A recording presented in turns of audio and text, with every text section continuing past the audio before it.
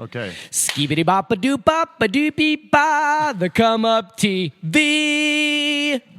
There we are. There we have it. And today we have the one and only biker in black, Rick Thorne. Rick Thorne is with us. A round of applause is Thank needed. you, guys. Thank you. Psyched to have this guy here. So psyched. The one and only. What's up? Everything. We got a lot to talk about. Yeah. We do. We want to talk For about sure. BMX, tattoos. I just want to life. throw it out there just Fire. to start off that back in 1998, Rick Thorne was, I always cite Rob Nolly as the first ever pro I met, and Josh Heine was real early too, being from New Hampshire and all. But I met Rick Thorne at like a 1998 Warped Tour, and I think you were sitting right next to Steve Caballero. Probably. And signing autographs, and that I think you were like probably the second BMX pro that I had ever met, and I was extremely excited at that time. I'm going to tell my I'm glad I made the top 5. I want to tell my Rick Thorne story just to get out of the way because it's one of my favorite stories. This was probably in like 2006 or 2007. It was the first year that I went to China. Okay. And this is when you met him in 2000? I'd met him like at X Games and stuff, just like in passing, but it was my first But time. you were actually. a nobody. It was your first time meeting him when you mattered. Exactly. Okay, cool. And I'm still a nobody. He's but still, yeah, that's a I'm very good still argument to be working my made way there, up. Rick. Yeah, okay. But it was the first time I got to hang out with him, and we went and rode. You know, you're at a contest 4 days. We went and rode the world's largest skate park. And I remember specifically because this was the time that Rick was getting a lot of shit because he was branching off from BMX, doing the music thing. So like the undercurrent, there was a lot of people talking shit on Rick. Okay. So we That's a good show, talking shit on Rick. Talking shit on Rick. Maybe that could be a little segment. The yeah. three of us, Let's do that. jeez, oh man. Talking So shit on Rick. excuse me. So we rode for like 3 or 4 days, 5 days in China. Had an awesome time. Zach Wharton was there. Just rode every day at the SMP. So then I remember thinking, holy shit, Rick is fucking awesome, like fun to ride with. So then the last day, we said our goodbyes and get to the airport and pull up to the airport, go to United, and Rick is right there. He's like, oh, are you in this flight to L.A.? I was like, yeah. He's like, oh, hell yeah, where are you sitting at? And I was like, oh, I'm in the back. He's like, oh, I'm in first class. He's like, hold on a second. So Rick walks me up to the front desk, and he asks the woman behind the counter, he says, hey, how many miles do I have? United miles. And she's like, 450,000. He's like, how much to bump my homie up to first class? She's like, 200,000. Rick's like, let's do it. Bump me up to first class. I'd only known him like 4 days, and we got annihilated on a 12-hour flight back from China to L.A. And so you were Yeah. sold. And from that point on, you know, anywhere I would be when people would talk shit on Rick, I'd say, all right, you guys, you can think what you want about Rick. Let me just tell you what he did for me when I fucking first met him. Right. And to this day, I still tell that Rick Thorne story. Like, Rick, what could have possessed you to spend so many miles on such a horrible, awful human being over here? Well, you know, I get really lonely flying away. The Mile High he Club. wanted Are somebody you to in talk it? to. You're in the Yeah, Mile I High just- Club? Yeah. Yeah. You've had sex on a Of plane? course he has. I mean, I've been married and stuff. We've traveled, and, you know. But on the plane? I mean, no comment. you know. Jesus Christ, that's good. Wow. Okay, back on track here. Well, there's two different kinds to do it. You do it one way or you do a round trip. There's two different levels of Mile High, I think. Okay. You know? So which one did you and Gavish attain? Paying no mind. Yeah, and it's, you know what? He probably won't remember it. He passed out. Yeah. That's how I like them A too. couple of stiff drinks. I don't know No, it what's was cool. going on. I mean, yeah, at that time, like, it was crazy, whatever. But, like, I mean, it's a past. But, like, when I met him, we just clicked, whatever. Like, it was cool. I just got something to share it. You know what I mean? We're cool people. So he wasn't vibing. If he was vibing, I would have said, don't put this full on the plane. Because I got contacts at United. He would have kicked you right off the plane. Yeah. JetBlue. I know them all. Especially if they start hearing about the stories how I steal the damn life vests off of every airplane. You in still China. do that? I still do it. You still do it? You can do it Horrible only guy. in China though. In China you can get away with it. Nobody gives a shit. You try. You get caught with a life vest at LAX, you're going to jail. Wow. In China they'll just laugh at you. Rick, all right, let's take it all the way back now. How did Yeah. you get started in this BMX thing? Where are you from? Shit. What's it? Because I'm coming into this slightly blind because, you know, Catfish, you guys have been around in the same scene probably. But see, that's why, close to because the I'm same always period the of time. oldest guy in the crew, and now he's got years on me. You're right. It's not that many. Not that many, but it's still, Like you know, two, I, maybe. I You've respect aged my worse. I No, you know expect my elders. Fuck you. You've aged horribly. I have no problem saying how old I'm 45. How old are you? I'm almost 40. I'll be 40 in September. See, but we still look good. Good you as know what I mean? fuck. Look at this. Yeah, Young organic. I eat right? organic. 31's you know? never felt so good over here. Right? No, but I mean, it's just a number. But let's start riding. Oh, dude, like, probably first time I called myself a freestyler, like tricks, 82 maybe, because we built a 82. quarter pipe. Wow. But we rode, like, you know, as kids. For me, like, people ask me all the time, like, why did you start riding? Because, like, today people see, like, fame and sponsors and opportunity and success. But back then it was just like, man, I grew up in a single parent. It's just My the mom only worked thing to in a do around the factory. neighborhood, right? I wanted to get the hell out of the house. Right. In Missouri, right? Yeah, Missouri, Kansas City, and it just felt like my mom worked. Love my mother. She worked hard for me and my sister. And I just needed something that made me feel alive that I felt was missing. And to me, it was just like, even at this tall, like bikes just was it. Yeah. And like, even to this day. So like, I could say my whole life, but like 82 when I said, I'm a freestyler, you know, because I'm writing quarter pipes now. So that's why, do you remember exactly when you like realized the freestyle was a thing that you could potentially do? Yeah, because they have magazines like BMX Plus, I think. So you just see that American kind of around, and it just sort of made you one. think like, oh, I've already got this bike. I could lift the front wheel off the ground. Well, yeah, because we started racing too, around the same time, and so we would be doing tricks in the parking lot. While I would race with headphones on. Like I didn't really care about racing because I was never the competitive like I want to outdo you, dude. Yeah. I just wanted to like feel good and express myself, and I knew if I was on my bike, no matter what it was, I'd be feeling good, and that was everything to me, dude. Like that was it. Like so, I'd say like you had to really search, dude, back then. Right to It wasn't learn that- about the BMX. kids have it so easy now, right? These kids go, "Oh, you're riding in the park. You gotta wear elbow pads." And in my head, I'm like, if I was your age and all these parks, I would have rode 4 hours. Like I'm still jumping just the to get fence there. at 45 And think about the fact that to ride before the skaters get there. It's you a know what I mean? stereotype. It's a stereotype that like once you get older, you're supposed to be like, oh, back in the day it was different or blah blah blah. But think about how fucking different it is, even in like 10 years, 20 years. Like the way that we consume BMX or how you find out about BMX or a BMX video or a photo or a trick. It's insane how much it's changed. It is, and I'm not the dude that's like, well, you went through that, I had to, because I have kids. And I'm like, if I can give them, I give them way more than what I have. Sure, it's like, that's what you're supposed to do. Right. But teach them some morals and respect. I'm the dad. No, but like, dude, back then it was just different, you know. But I think all of us rode because you're from Ohio, right? Yeah. And where are you from originally? New Hampshire. New Hampshire. So you guys get it too. Like you rode, and if you saw someone riding down the street, that was your you'd homie. be like, "Yo, dude, what's your name? Oh, where you from? Tulsa. All right, from on now, your nickname's Tulsa. Let's ride." I remember meeting a dude was riding around with Haro leathers on or something. Right. When we first met him, but it was like it was rad. But we were like, "What are you doing? Cool, let's ride anyways." It wasn't Do you feel like judgmental. BMX is way bigger now and way more judgmental, or? I mean, BMX, I think people are judgmental on everything. Really? You know what I mean? But I think they can be. People are a lot more closed off now than they were when you were a kid. No, I mean, no, I don't know. I'm in a different position, just to be Right. real about it, because I've done a lot in my career, and I've been looked at whether you like me or you don't like me. True. And I don't know. Like you may look at me the same way. Like So you don't have the perspective of a normal person now, so it's kind of hard for you to say, yeah. it's kind of it's different though, because you want to be like, "Yo, what's up, man?" And you still kind of are, but you're still kind of like. You're still reserved because you don't know, like, is this dude judging me because, I had some success and he's been about it? Or is this dude going to be cool and he's just a random dude that wants to hang out? Right. So finding that, filling the vibe out, you know what I mean? So it's probably different for me than, like, and if you could understand that in a way, then it would be, like, if it was a kid riding down the street that was just like, 15, wanting to meet some buddies to hang out with. Right. You know what I mean? So maybe they get freaked out because I'm older and like, who's this old guy talking to me with tattoos and he has no hair? But don't you remember when you were younger that there would always be old guys around, and like even when I was a kid, I remember seeing dudes on like Haros from like the early '80s and stuff, and they were just weird flatland guys that were around, and like I remember being young and thinking, I guess it's cool. Like I didn't have a hater mindset to that at that point, at least. So. Well, we would see older dudes, and I'd be like, dude, grow up, man. And now I'm 45 going, I'm not going to grow up. I don't care, man. So how'd you really start to get, like how did you get noticed in BMX? Like, did you get sponsored at a young age, or how long did you keep going before you kind of got involved? Okay, I'm just going to lay it all out on the table. Okay. It's a story, man. Okay. No, I'm kidding. A lot of people want to hear this. Okay, cool. This needs to be this archived for history. Okay, I lived in my mom's basement. I rode my bike to the Olive Garden. I worked there for 7 years bussing tables. I didn't care about partying. I don't party much at all. I do a little bit, but I never really did. I don't care what anyone else does. But for me, I had this mission to get the hell out of Kansas City. Right. Love where I'm from, love my family.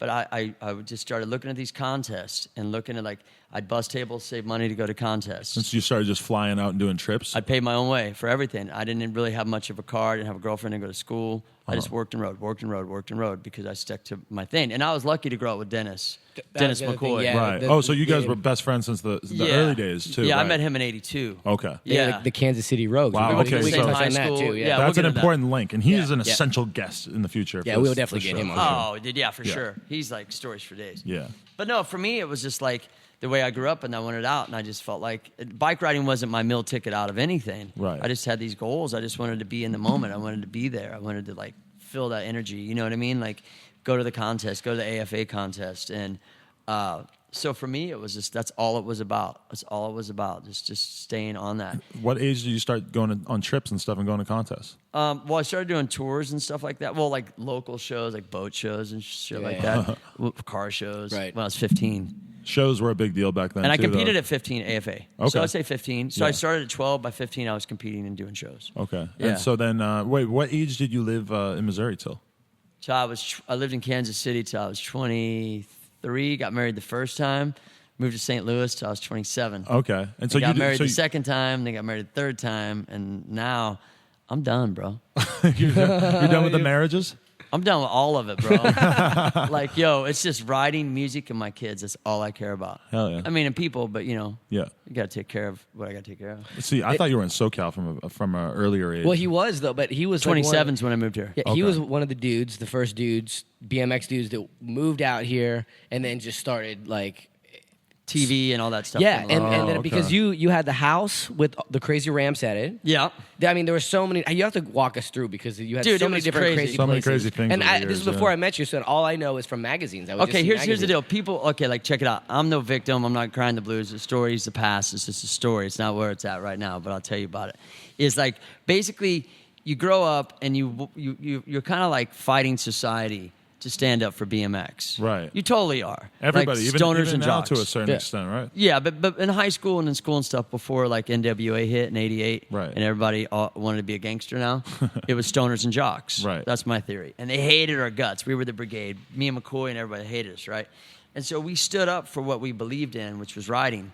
But we didn't, it wasn't like a scene, it was our scene, but it wasn't so universal like it is now. Right. Like, you know, you felt like it was a more individual movement. It wasn't like you were a part of this bigger thing. well, we would hear about scenes in Iowa and scenes in this. It was like punk rock, But you didn't know that much about it because it was so hard to convey that information, right? Yeah. Yeah, plus all the coverage that you see is from California. There's Right. no other scenes that are being shown in BMX Oh, magazines. okay, BMX in the late 80s, early 90s was California. Yeah. All the magazines were out here. That's what it was. And everybody always used to say, "Are you from California?" Even when I was a kid, like in Missouri. Yeah. Because I was wearing like this little short ball hugging corduroy OPs. So that was the stereotype if you Vans. rode BMX or skateboarded, or was that you were trying to be like you were from California? Yeah, but there wasn't even a title that you're a skater and BMXer to the outside world. Right. It was was just just so like- It wasn't even totally called You're an BMXer. outcast. misunderstood. We don't understand you. We want to destroy you Wow. because you're not doing what we're doing. And we were like, we don't want to do what you're doing. Yeah. And we stood up for, so we always, so for me, what it was is just like working real hard.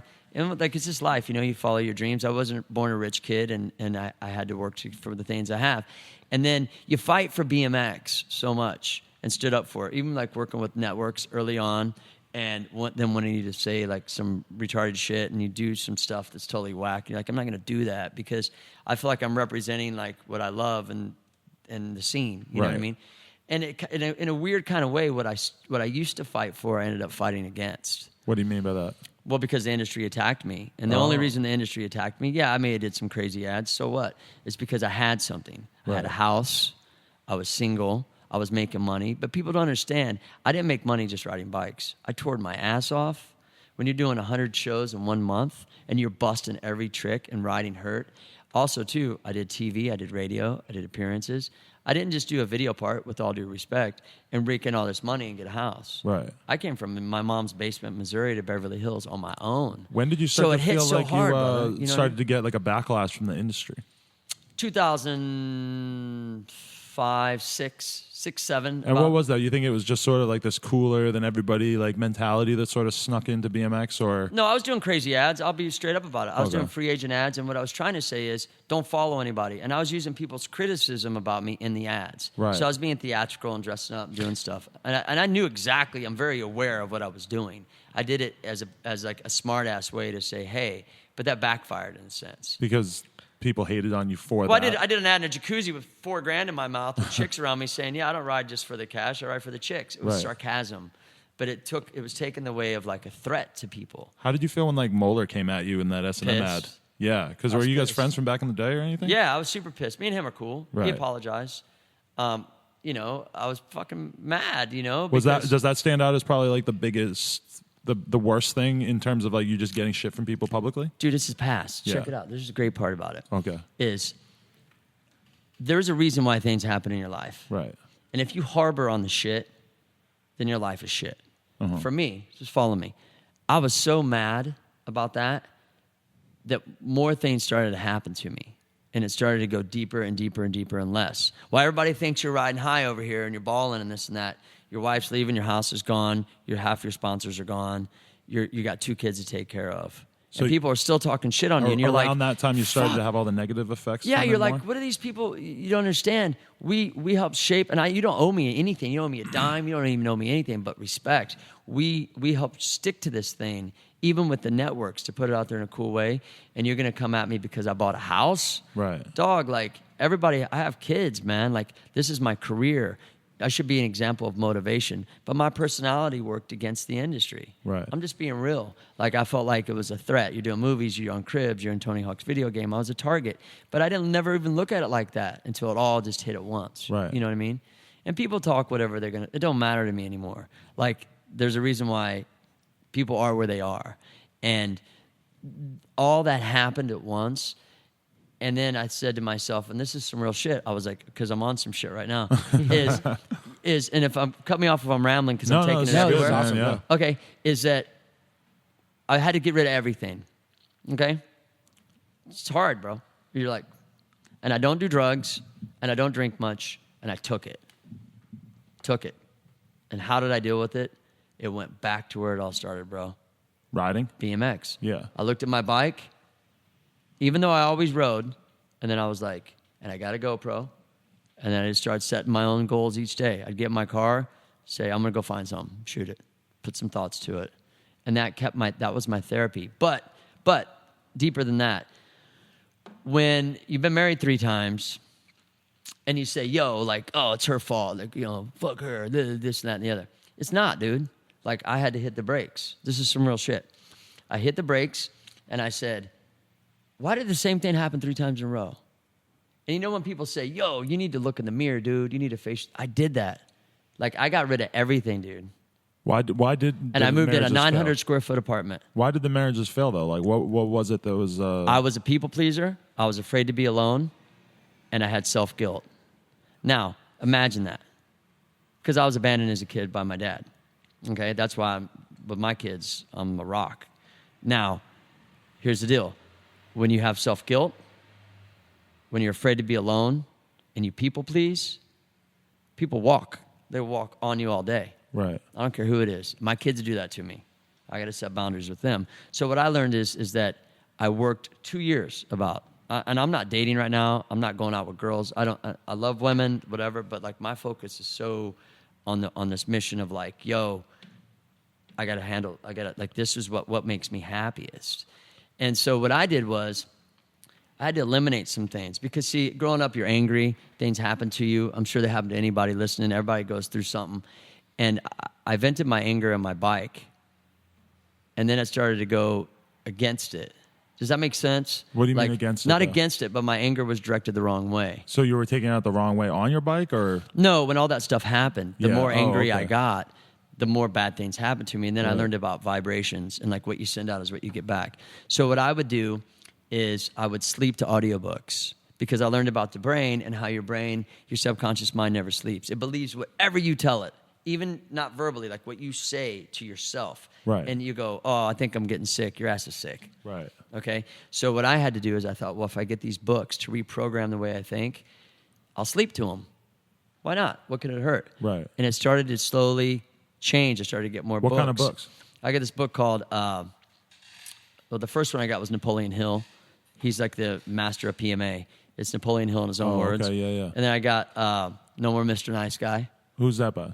That one is by, I'll tell you, I don't know right off the bat. And then I got 48 Laws of Power. Right. And then I got Money and the Law of Attraction, or Attraction, Esther Hicks. Uh-huh. They're all like PMA positive. And so a lot of these are positive mental stuff and like business related stuff too. Did you blow through a lot of money in your younger days? No, dude. No, not at all. Like that's why I had 3 houses at one time. Right. And I was able to take care of my family and buy my ex-wife's cars and fly them around the world. But you were saying that you. I wish I need that money that you back. moved Maybe I into did a- blow it on them.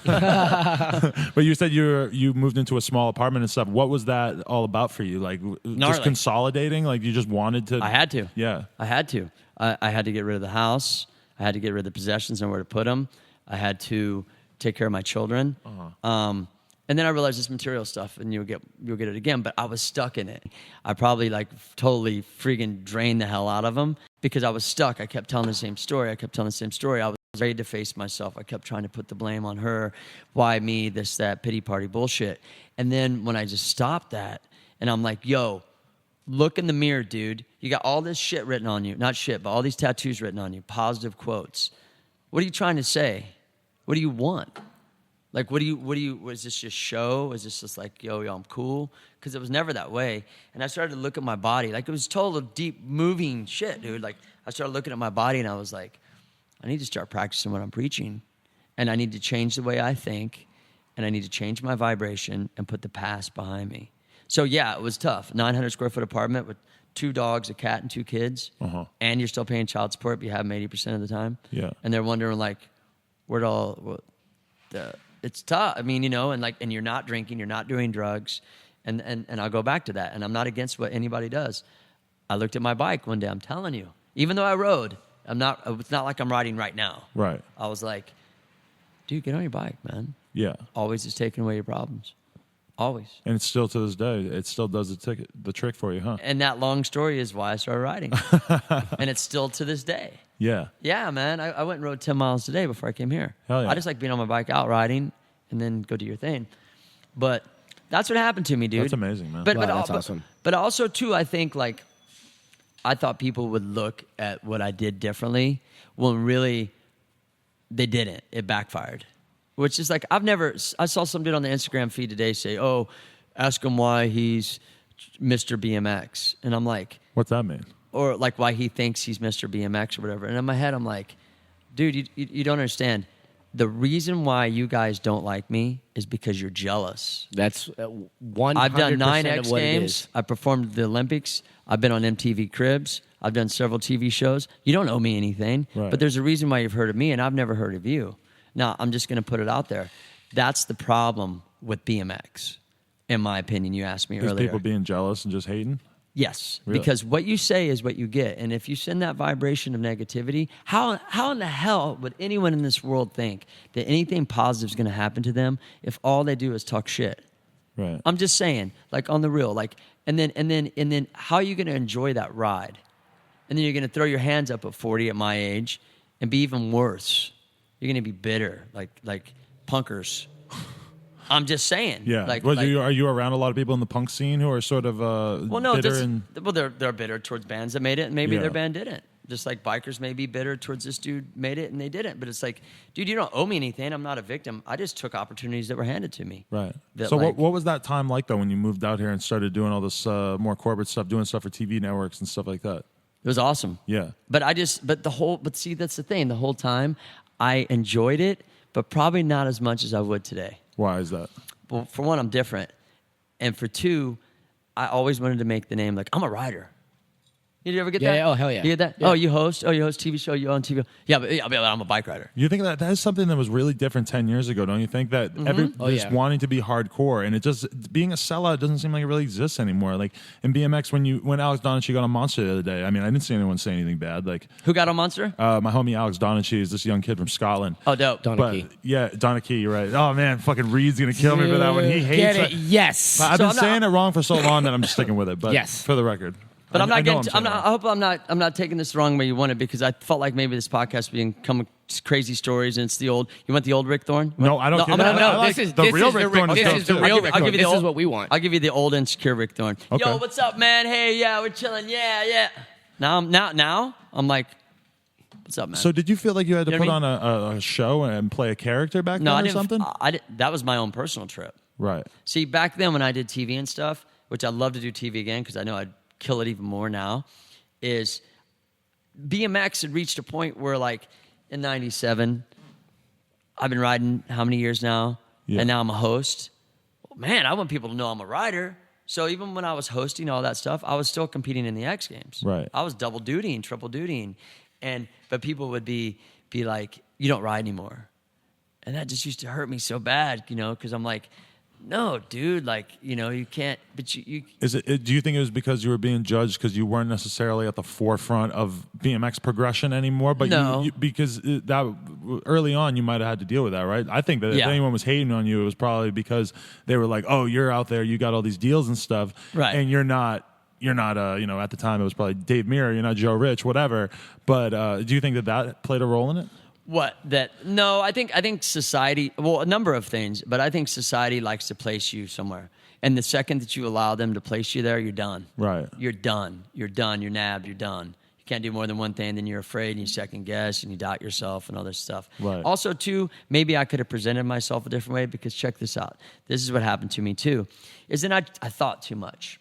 When a lot of things happened to me, I thought too much about like what people thought of me. Uh-huh. So then I detuned my personality. Right. But it wasn't organic. I detuned it. Now I'm mad. Yeah. Which even pushed people further. You think to you were talk putting more on a shit about me. front and just you sort of like you just wanted to be angry at the world or something? Well, a lot was going on because I felt it. And I Right. felt like all this negativity from like, at the time, like Moeller, which me and him are cool now. Yeah. I've known him since I don't know how long, 1990. Right. It's like that hurt because I was like, I thought we were friends. You would understand that I'm writing for Free Agent and that I'm trying to say, hey, be you, do your own thing. And you could see through the lines, but then I was a target, which is okay. It's fine. I don't care anymore. At the time I did. But I think it was a number of things like the sport isn't about one person. It's about all of us. Right. There's room for everybody. There's room for all styles. You think that message has been lost with some of the younger generation? No, I mean, no, not necessarily. I mean, I can't speak for the younger generation because I'm not sure where they're at. Right. I remember when I was 15 living at home, and my ambitions and goals were probably a lot different than what kids are today, basically because of how it's bigger, the internet, and a number of things. Okay, look, dude, let's just be real. When I was a kid, we all used to talk shit. Yeah. No, we did. But it wasn't out there. We did. It's very different. Oh, yeah. screw that dude. His style's whack, blah, blah. And you'd forget about it. There wasn't a place to put it to be like, being a celebrity better at about that yourself. time was very different because people could be saying whatever they wanted about you, and unless it must have been weird for you at the time with something like that ad, because then all of a sudden, boom, you have a manifestation of it. But before that, you might not have ever known that there was any kind of tie to going against you or anything. Yeah. Well, I guess that's later. That's 2006. But that's it's weird to think about that for you, huh? Yeah, I mean, but it's the past, dude. Like, I don't live there in that anymore or tell the story of, like, what I was. Because one thing I learned is that when you tell the same story and you tell it how it is, like, I'm going to tell you how it is, then that's how it is for you. Right. Because you just said it. So don't complain if you can't move forward because you're telling it how it is. That's one thing I've learned and reprogrammed. So if you keep beating the same story of the past, then how can you move forward? And that's what we're supposed to do is move forward. And I move forward, and I'm happy. Dude, to be quite honest with you, I'm happy the way things turned out. I am. I'm stoked. Because for me, not like, if you like me, you like me. If you don't, you don't. It's all good. Like, not everybody's going to like you. It's okay. But the thing I've learned for me, for my inner peace of me, is I'm more solid as a man. Because that kind of lacked in my life. Do you know what I'm saying? Yeah, you had some dark times where you didn't feel like you... As a kid, even before. Especially when you were younger? Yeah. And so if anything, I could walk in any room, anywhere, and be solid. I'm comfortable with myself. I don't have any desire to fit in, not meaning that in a negative way. I'm cool with me. Yeah. I'm grounded. And back then, I wasn't grounded. And that's because I was that afraid. Comes with age, huh? Maybe, or experience of life. Some people can get it earlier than others. Some people already have it, like when they're 2. I don't know. But for me, it was... new. TV was new to this sport. I wanted to be known as a rider. I wasn't putting up a front. I just didn't know how to turn it off, brother. Right. I'd be at 10 off camera and on camera to where then I could see in a way now why people would be like, yo, this dude's a kook. Right. Because I didn't know how to turn it off. Right. So you Do you understand what I'm saying? Yeah. But do you think that was I like a don't doubt defense mechanism that you were sort of like, you never wanted to turn off your crazy personality for that? Sorry to cut you off, but it's insecurity. Right. But that was how you kind of dealt with it publicly. But still, that personality is one of those personalities that people would gravitate to too. Because They did, but then they hated it. The life of the party. Well, a certain they did, category but of then people they probably hated loved it. it, and then a certain category of people thought it was lame, like the real hardcore BMX riders. But see, this is the thing that I think is interesting about it, and the main thing that stands out about you is that you were never just a BMX rider. You were the biker in black, and you were a punk rocker, and you were on Warped Tour, and you were in a band.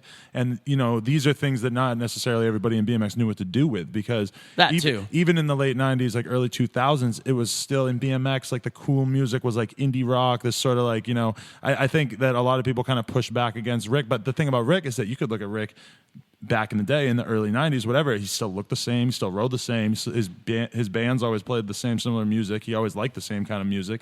You always stayed the same, and you were always kind of, you might have seen yourself going through a lot of like emotional stuff, and you were growing and everything, but to me it was kind of notable because you always stayed the same, and then it was almost like BMX kind of turned on you a little bit because you didn't just totally follow the trends and turn into everybody else. Well, yeah, I didn't put it out there on Instagram and this and that. It was more face to face, with people.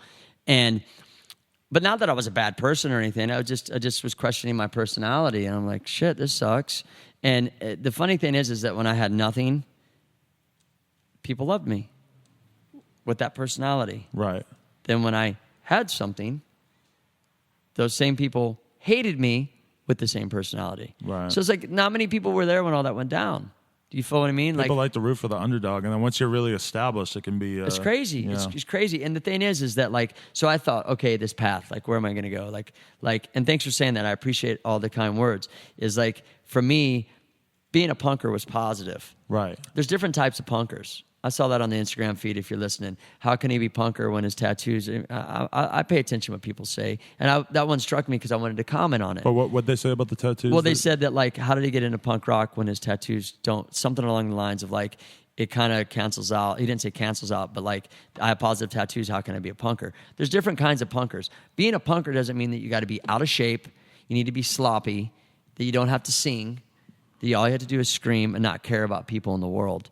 To me, that's not punk rock. Right. Punk rock is, to me, sticking for what you believe in when everybody thinks that you suck, that you're no good, that you're going to go nowhere, and you stand your ground, and you don't let nothing get in your way, and you stay on your path. To me, that's punk rock. Right. That's Ian MacKaye style. That's what really impacted me. So there's different kinds of punk rock, in my opinion. For me, I grew up really into that scene, and we didn't know we were punkers. We just From right around the same time you got into BMX, like early 80s? Even as a young kid, like, I always knew that I wanted that I was always going to stand my ground. You bring up Ian MacKaye right away. So were you a Minor Threat fan while Big Minor time. Threat was still active? Yeah, I That's was. pretty badass. But I never got to see him play because I was in Missouri. Right, and I yeah. was too young to go to shows. I grew up obsessed with them many decades later, or roughly a decade later. Dude, I met him on the Tony Hawk tour. He actually came to the tour. He's real good friends came with to Matt. the tour? Well, because he's real good friends with Matt Hoffman. Oh, okay. And then I did a Fugazi cover, and then a buddy of mine knew him and sent it to him, and I have the email saved. He goes, the subject says Ian MacKaye, or MacKaye, however you want to say He it. put his own name as the subject of the email. And he goes, hey, I met Rick a few years back. This was the manager I was working with at the time. I love his version of Waiting Room, but, we don't want to license this to anything. Tell Rick, good job.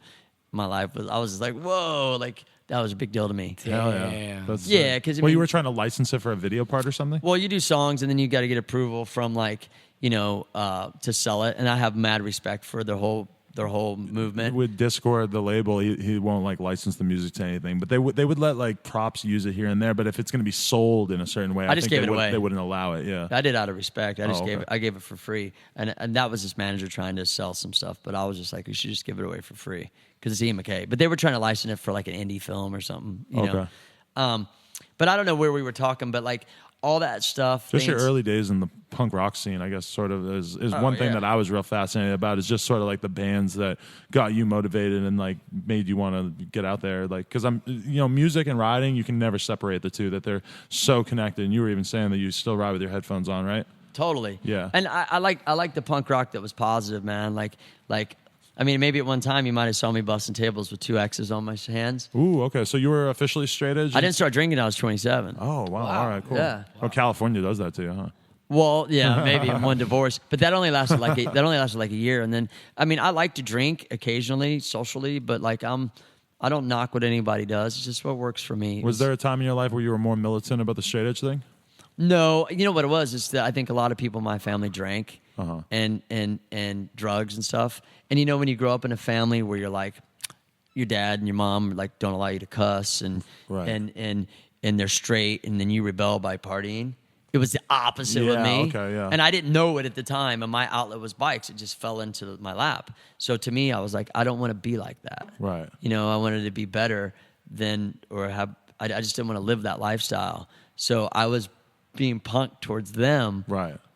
But I wouldn't be like, dude, what are you doing smoking? Or dude, don't drink. I would just be like, no, I'm cool. But it coincides with like the whole rise of straight edge in the early 80s too, that you were sort of into the same type of vibe, same movement. Yeah, because they were all like just I mean, you guys know, like, you know, even in Cali, I mean, it has its pluses, its minuses out here.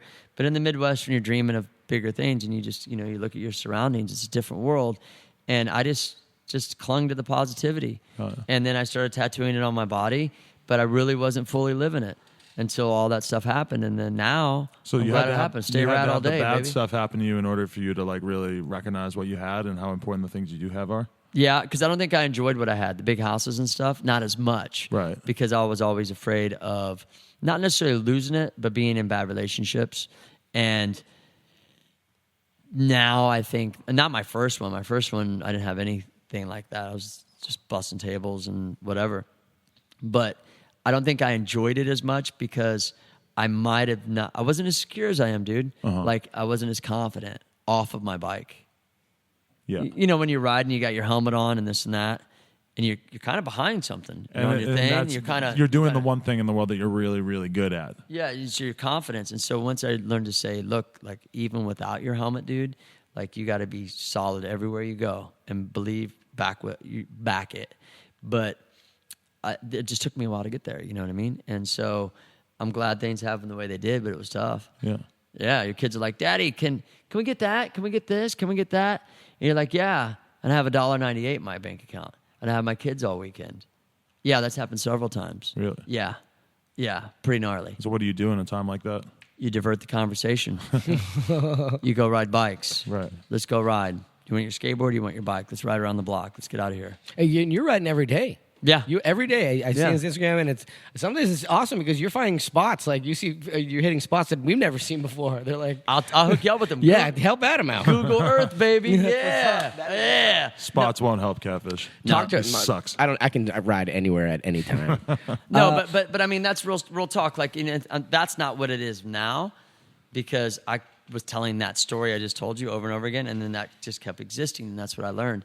But I mean, it is what it is, you know, like, you have to, now what doesn't kill you makes you stronger, because that's like struggling perspective. Like, you hear people talk and they go, oh, I'm tired, I'm broke, I'm struggling. Then you're going to be tired, broke, and struggling your whole life because you keep saying it.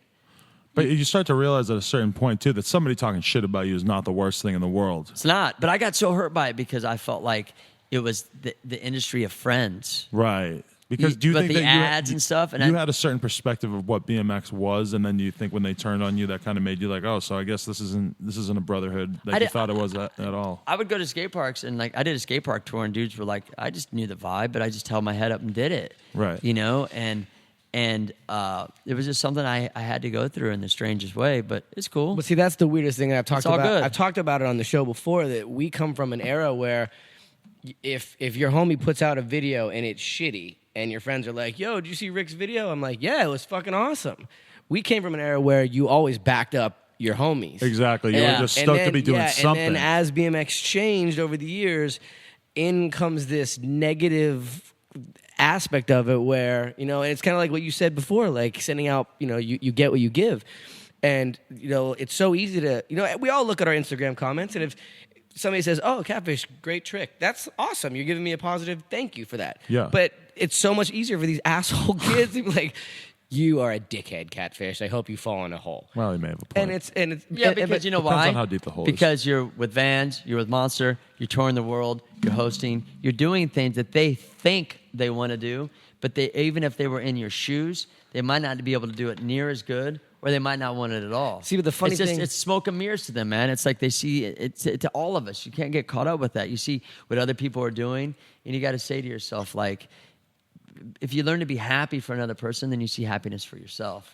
You know what I'm saying? When you touched on that earlier, that's what I was thinking, and I'm thinking to myself, man, like, sure, I'm going to remember all the dickhead kids that leave fucked up comments, but people that leave me... You're going to remember that to the grave. But people that leave me positive comments, especially if they do it multiple times, I'm going to recognize that person, and then eventually I cross paths with that person, and then I can buy them ice cream or something nice. Well, also, It comes back. also too, dude, on the real, like, you know, we're in the day and age where you want people to follow, you want people to do your into, you're doing cool stuff, you want to send a positive vibe. There's nothing wrong with that.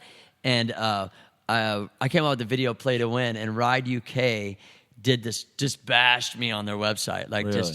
I laughed because guess what? Thanks for the 7,000 additional views. I love you guys. 7,000, but it did. Yeah, My video got an extra 7,000 views off of them bashing me online.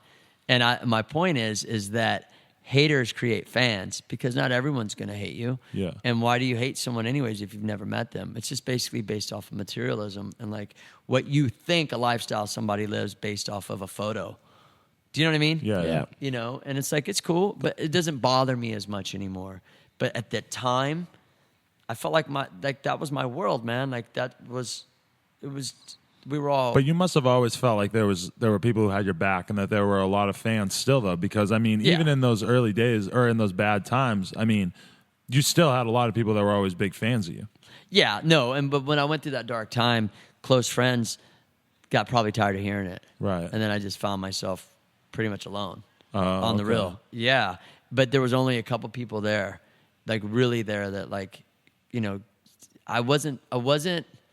When you accept things, what I've learned from me is that when you accept things in life, your life gets easier. You cast your burdens, life gets easier. But I was stuck. I was like, my house was not the only house in the world. I'll get another one. But I didn't think like that at the time, you know? And then another divorce, this time with kids. Like I kept looking at, I was playing the victim.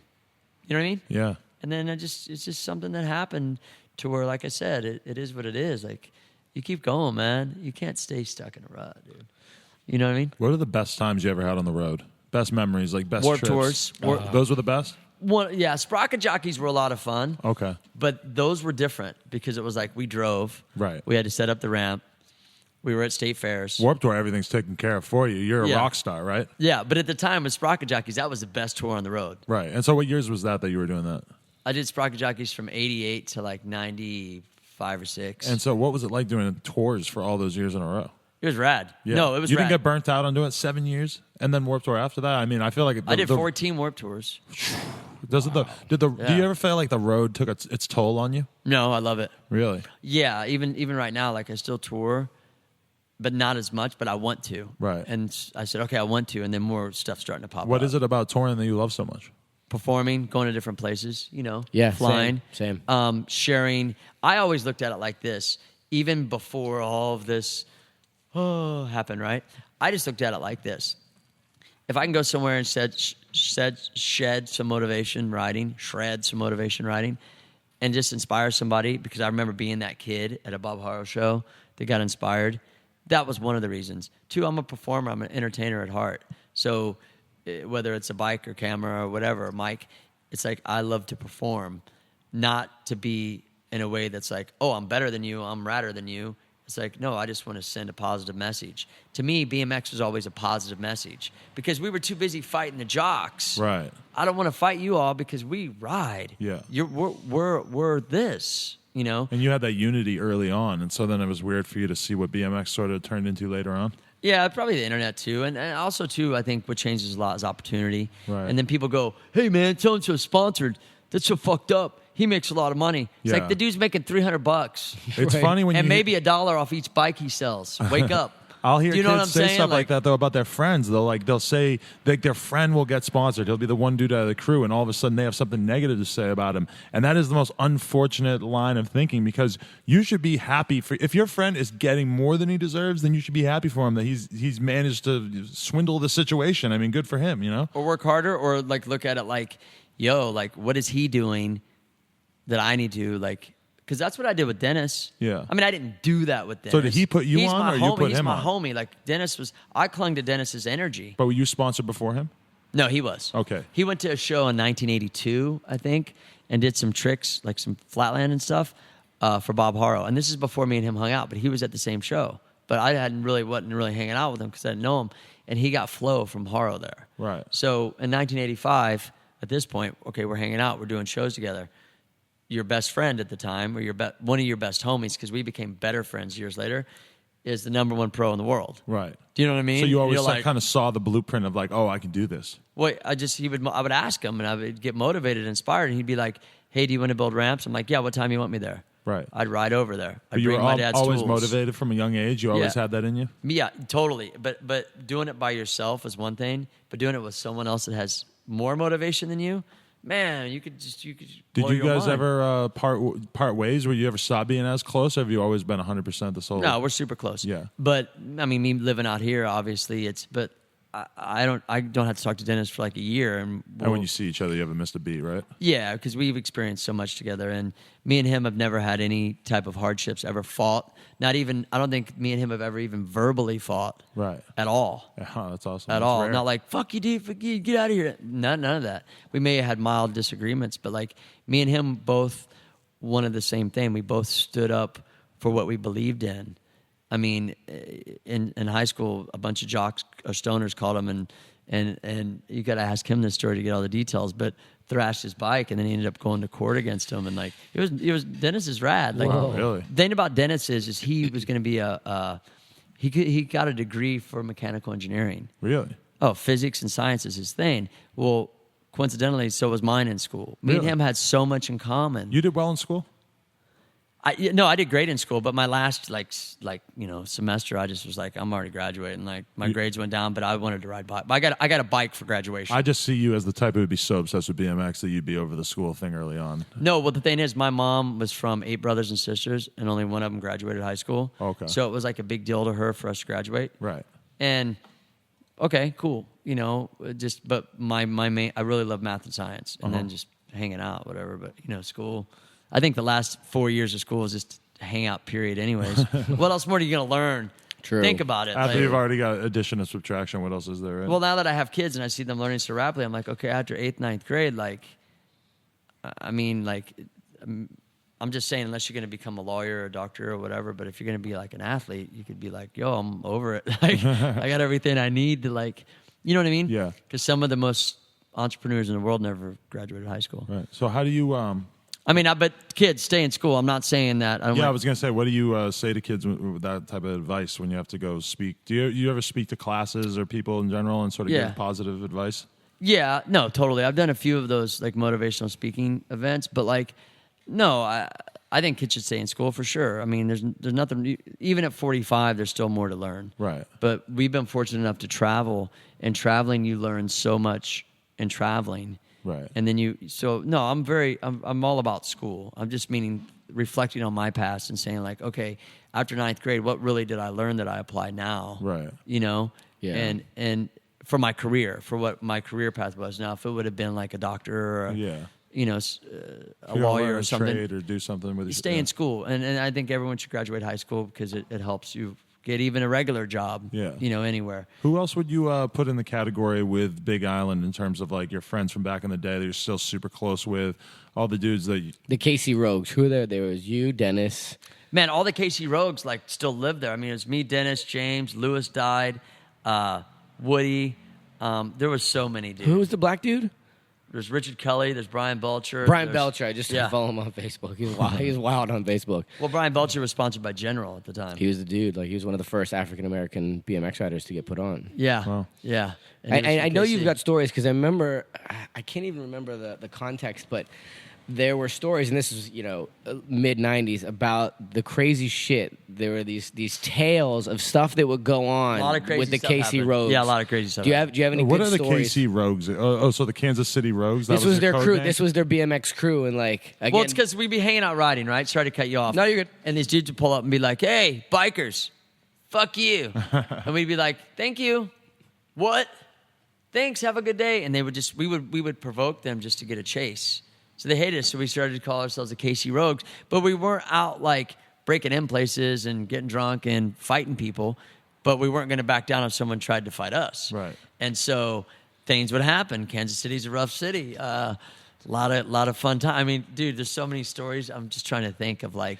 I'm trying. There's one that There's a lot of them, dude. I vaguely remember. It had something to do with like a massive cement like full pipe. Yeah. Yo, you know this story? A little bit. Are we allowed to tell it? I don't know. Dennis has got me scared about it, dude. Wait, what'd He's you like, do? yo, dude, I don't know about this This one. was a story one that I remember hearing at like a York Jam or some contest about the Kansas City Rogues, and they had gone out. And I don't know the details of the story. Maybe you know the story, but it involved a massive cement full pipe that was like on the top of a hill, like it was like a construction site. And I don't know how the story goes, but someone in their crew like pulled one of the wedges out, and the massive cement pipe rolled down this hill. And maybe I'm wrong. Stop me if I'm wrong. What did it like run down a school? I was busting tables that night. I was And no comment. it rolled down this hill, smashed through a fence, and then went into a car dealership. Like went through the front window of the car dealership, and they were sworn to secrecy. Nobody ever got caught. Like the cops were looking forever for. What for these year are we kids. talking here?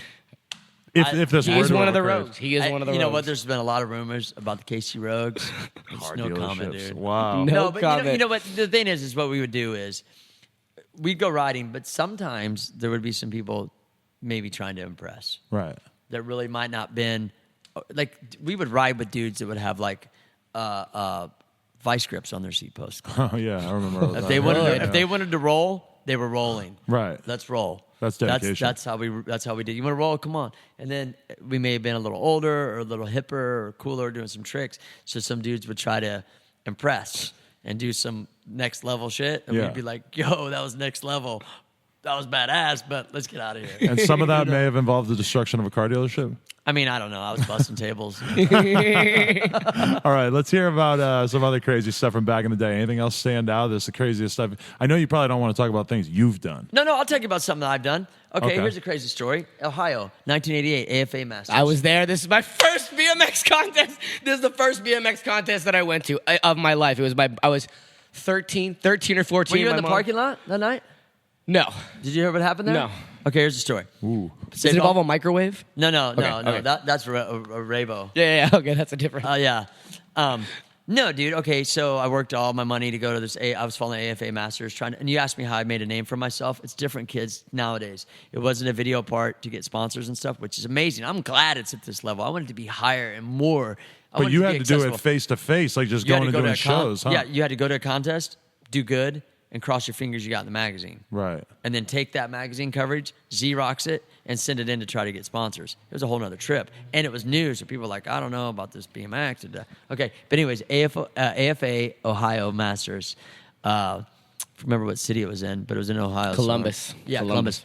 So there's about 200 flatland. This is when flatland was bigger than ramps. This is before like Stone Edge ramps, or we call them box jumps now, but like we're really out. Okay, Right. It was all about flatland. And there's about 200 flatlanders. I remember Joe Catola, Park Carter was there. Chris Daci. All of them. We were riding flatland. Before that, there's like 200 dudes. Right. Okay? And all of a sudden, this car pulls up.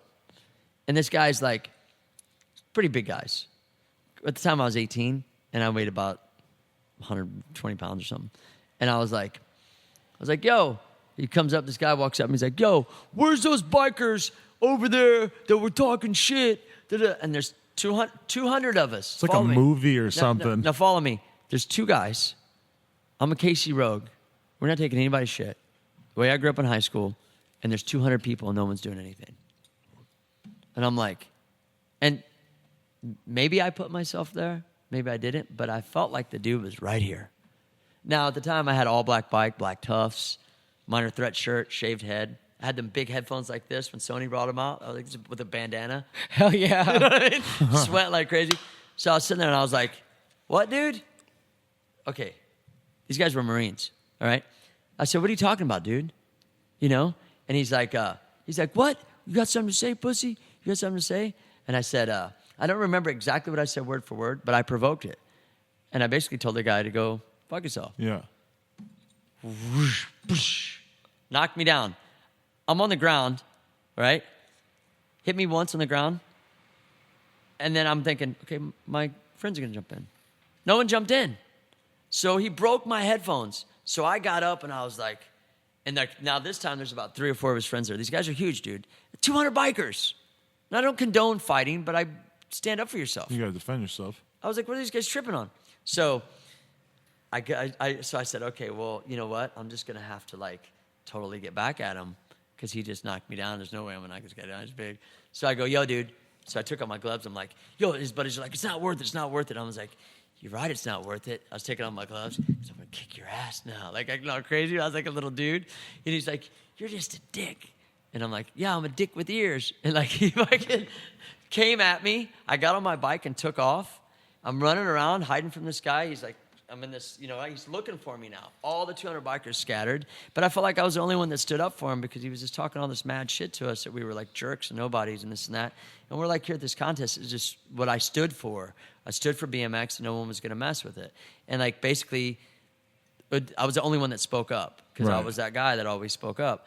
And in the story, like he sees me, comes chasing me around. I go into the hotel or whatever. But the point is that I stood up for BMX, and that's what I mean by like standing up and then fighting it back. I don't expect people to remember that stuff, but I just wasn't going to be humiliated again constantly by society because we weren't doing anything wrong. We were positive people. Were doing positive things. Right. You know what I mean? There's more respect for that these days, don't you think? Yeah, but I woke up and I had all these welts on my head. Oh, man, really? So you got beat up bad, huh? Yeah, or that time that I went to Vans to Guantanamo Bay and hung out with all the Marines, and I asked them, like we were drinking a little bit, and I said, hey, man, like, how hard does a Marine hit? And he's like, what? I said, well, I want to see if you could hit me. He's like, no, and I pushed him. He's like, dude, be cool. I go, no, push me. Or no, hit me, come on. He's like, dude, seriously, be cool. And I go, I was a little drunk at the time. I was a little drunk. I go, no, dude, you Marines are all badass, right? Whew, hit me. No delay. I saw his eyes go. Phew. Came around from back here, swung. Oh, Open-handed. boom, across my stomach.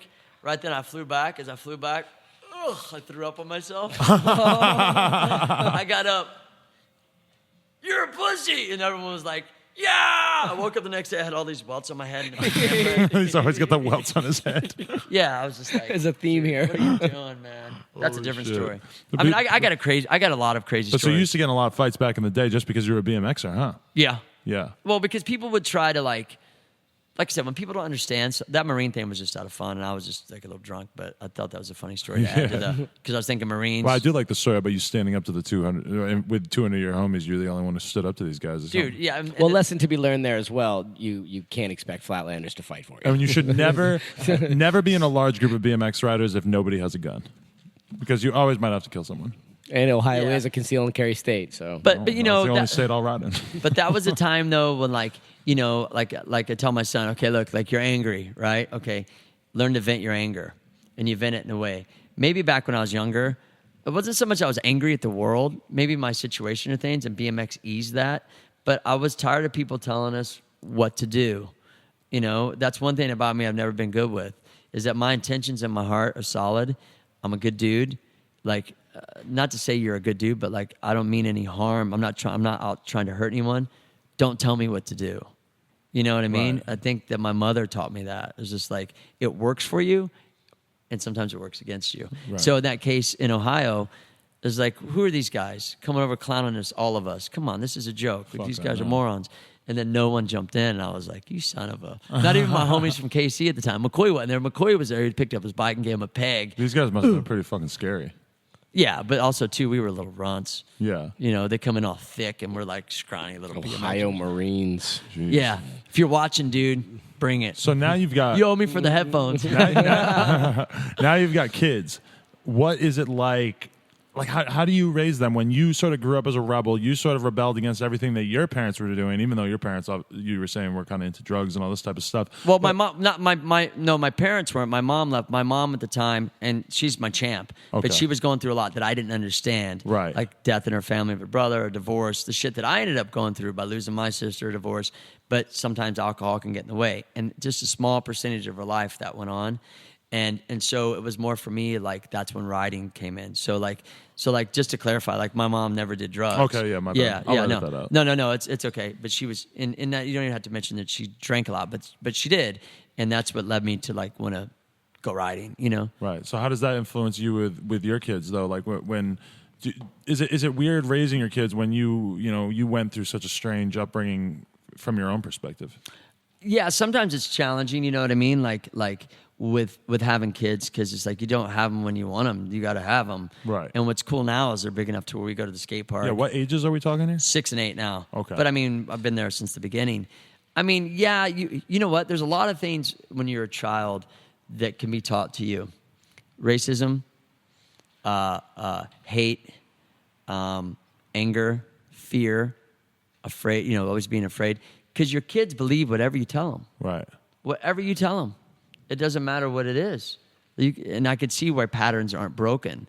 I'm all into breaking patterns. Right. So for me, I allow my kids to express themselves and to be themselves, but I do have boundaries with them. You know what I mean? Right. Like, they also have to be respectful, but I show them the arts to the world. You know what I mean? And yeah, it's difficult sometimes because you're like, yo, like, I'm taking you here to ride. I'm paying for it. I can't do anything else but be with you. You're my blood. I would love you forever. But, yo, like, you're going to, like, try to talk some shit right now? You know what I mean? You know what I mean? Like, no, you know what I mean? Like, like you're going to be disrespectful about, like, you know what I mean? And that one's hard sometimes because then you got to be like, okay, I got to flip this to positivity. Because the thing about children is they're children. Right. And they'll try to push you, and push you and push you and then push you some more and push you some more. And you still have to be their friend, but you still have to be their father. Right. You know what I mean? And so for me, I'm stoked. Like, my kids are cool. My kids are very... Do they seem to understand fully who their dad is and what you do? And BMX has always been around them, right? Like, yeah. It doesn't seem strange to them? No, not at all. And the thing is, I didn't tell my kids anything I did. I wasn't like flossing to my kids. Like, here's my Cribs episode. Right. Yo, check it. I just showed them. So you don't tell them about the past? I just showed them about 2 months ago. I pulled out the Xbox and said, your dad was in a video game once. What'd they say? And they tripped out. Like, what? No, what? And they started playing it. I'd let them. One day last year, my daughter goes, Dad, are you famous? And I said, well, I don't know. Some people might say that, but I've done a lot of cool. Someone at school said that you were in a movie. Because I never told. I wanted them. Okay. I didn't want them to feel like, I don't know. I just was being humble with my kids about it. And then if they get interested in doing some work like that, then you can help them out. But like, I wasn't like, yo, check it out. Here's my signature shoe with Vans. And then I was going to humble brag to my kids. Yeah. You know what I mean? Did you show your kids any of the movies that you've been in? Yeah, like Paul Blart. What'd they say about that? Oh, they want to watch it all the time. And then the second one came out. My daughter was like, Dad, are you in? And we went to the movies. She saw the preview. She goes, Dad, are you in Paul Blart 2? And I'm like, no. She goes, I don't want to see it then. They got some new security guards. I love Paul Blart. And then that day I got a royalty check in the mail. Oh, really? I still get those Paul Blart ones. So Rooftop gets those too. He loves those things. Oh, dude, yeah. And, wow, that's good to know. Oh, yeah, movies? And if it's a blockbuster hit? That's what it is with the money situation. The movie stuff helps a lot. Yeah, I mean, you never know what it's going to be. Right. You know, you get royalties from music, movies, tours, this, that, the other. Have they seen your band play? Oh, yeah, my kids, yeah. Yeah. Yeah. And they probably think that's pretty cool, yeah, too. Huh? Yeah, I always play the music. They love it. So what's the status of your band? Like, what's the I want to get some information about the band that you're in now, Good Guys in Black, right? No. Or no, it's the Rick Thorne band. It's just Rick Thorne. Rick Thorne. And the reason, okay. Yeah, what happened with Good Guys in Black? Am I talking too much? No, this is good because awesome. I want to know about this. We want to hear this. Okay. You know why I started a band? And this is why I say right now. Because you're a fucking badass punk rocker. Yes. But it's because what happened to me in BMX. And I felt like I didn't have anywhere to turn. And what year was this that you started the band? 2007, December 2007. And what I mean by that is that like I felt like I was part of something now, even though I was still part of it, I thought, because a couple people didn't like me, that I wasn't thought part of it. Right. You know, I couldn't take the criticism. And can I just ask, did you make too much out of that criticism? Did you believe it too fully? Like Maybe. when you look back on it now, you didn't have to completely believe that everybody hated you. I was sensitive. Yeah. Mm-hmm.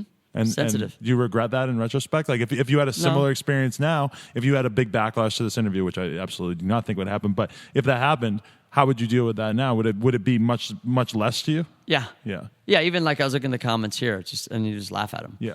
You know, like some of them, like you said, ask some questions or whatever, and I was just like, oh yeah, it didn't bother me. It wasn't so heartfelt. I was like, oh, you know, because I'm more grounded. Yeah. You know, there I was like, oh, can't they see? I'm like, all this fighting I've done for the sport and this. It's a victim shit. Right. I don't play that. It's like, it's cool, man. Whatever. Let it roll off your shoulders. So the band You was are a how better you dealt man with than it, me. though. Yeah. I want to hit all these kids with a damn baseball bat. I'm coming for all you little fuckers.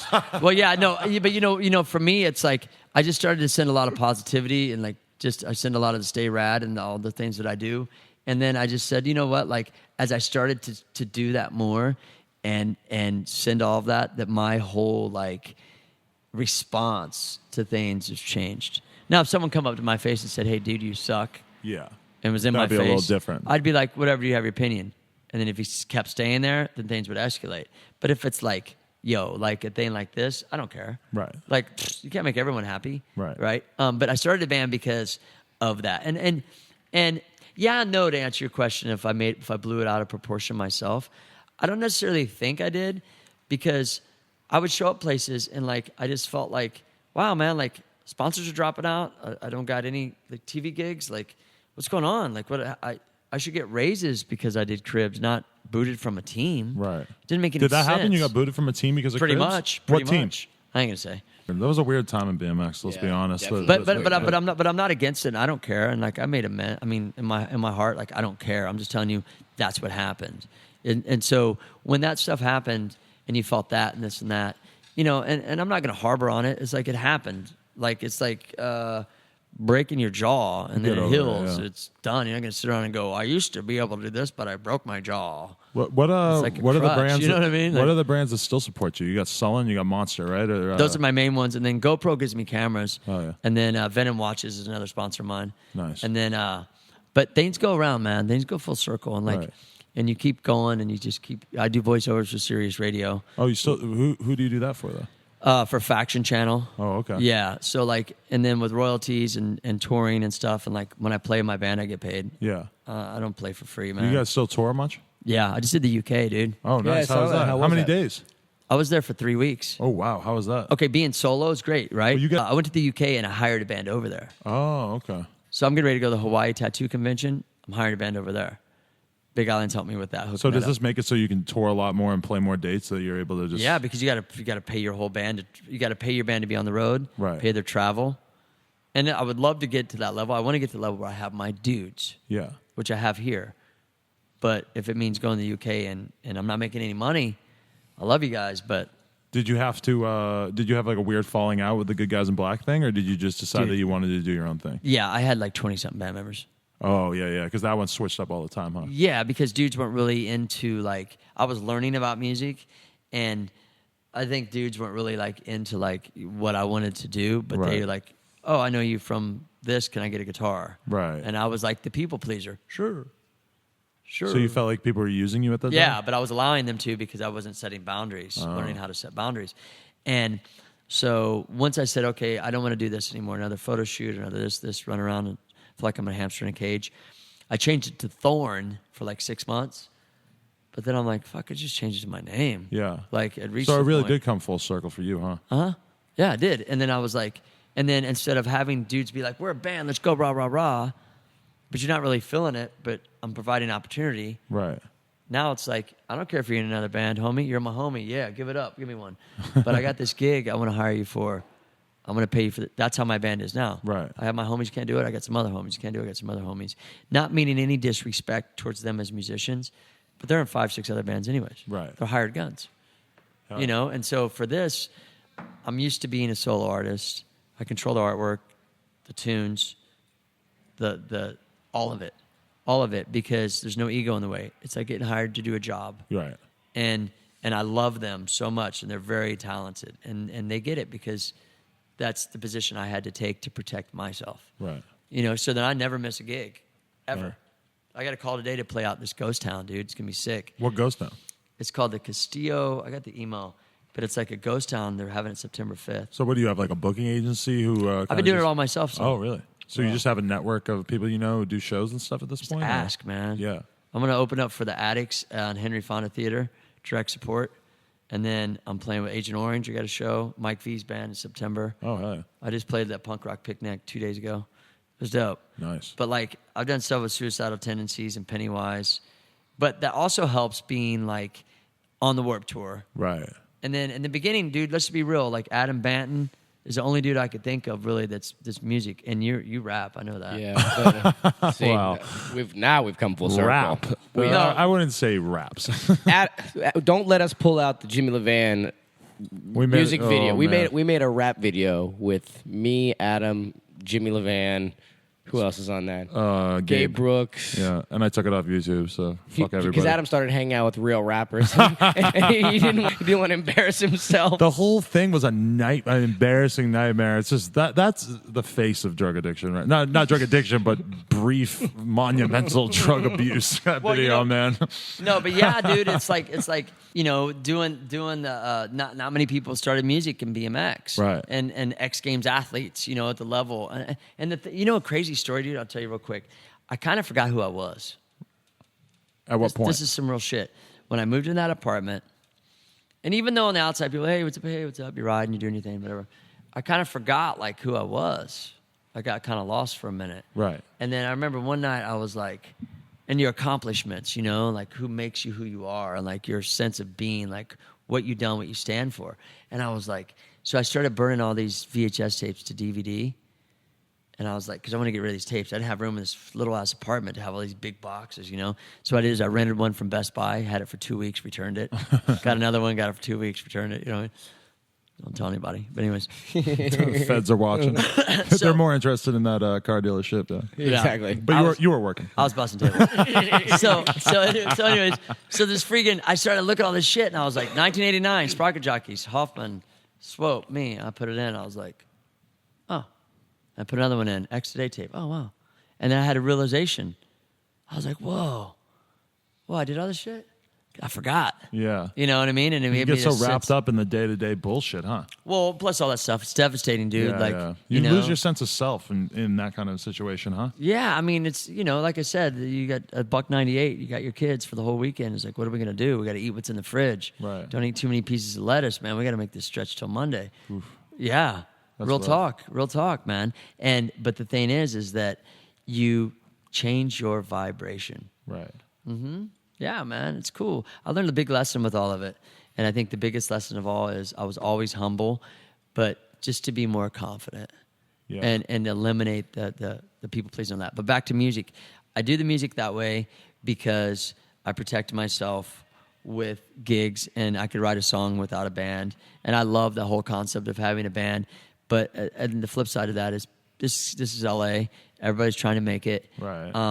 There's so many musicians out here, like actors and everybody else, and they don't really stick to things too much. Tough, yeah. I'm sticking to what my thing is, and so I'm blessed to have good musicians to hire.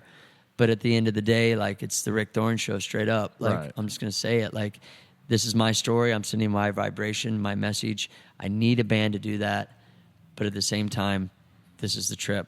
You know what I mean? I'd love for you to be part of it. Well, I think it's good. It probably makes a lot more sense for you at this point in your life. It's like a rapper, but a punker. Without a band. Well, rappers go out and they put on an MP3. They send over a file and that's it. So I mean, it's same thing. If you go work with a producer, we could do everything on a.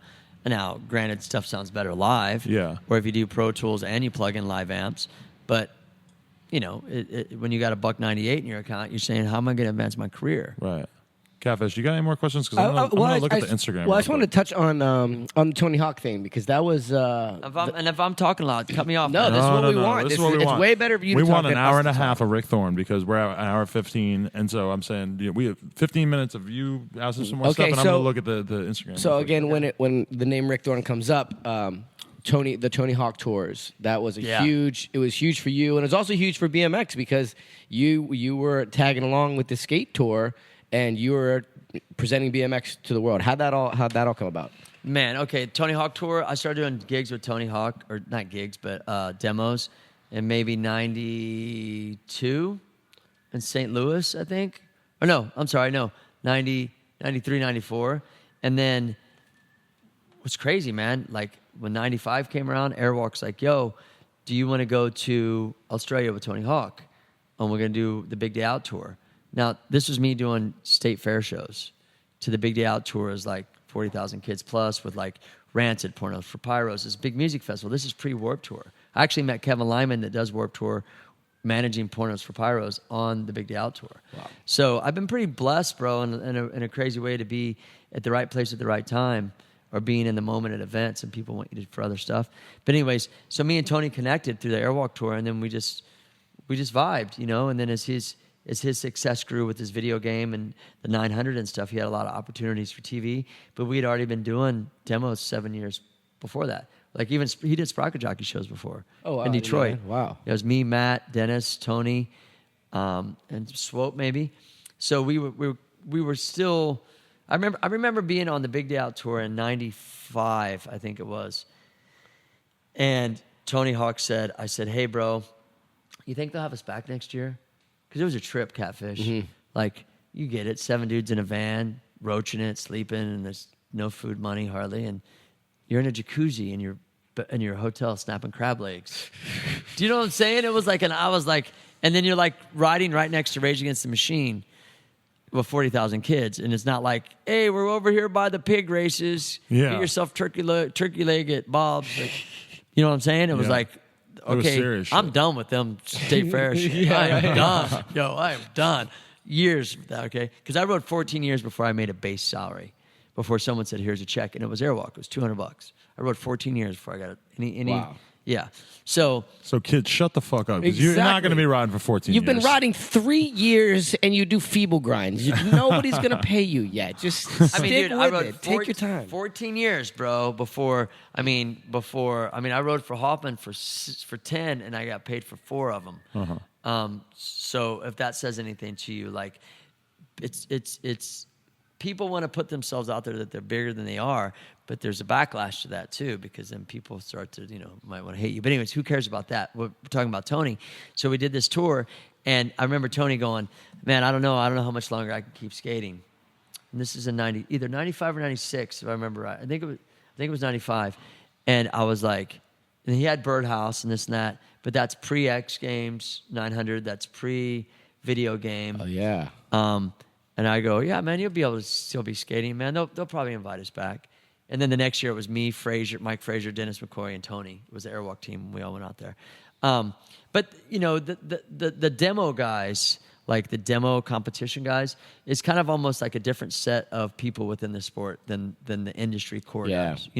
And those opportunities of vert riders when there's not a lot, it's kind of under an umbrella in a sense. Like there's only so many people that could do those kind of shows anyways. Do you think the industry doesn't respect the dudes who ride vert and do demos enough?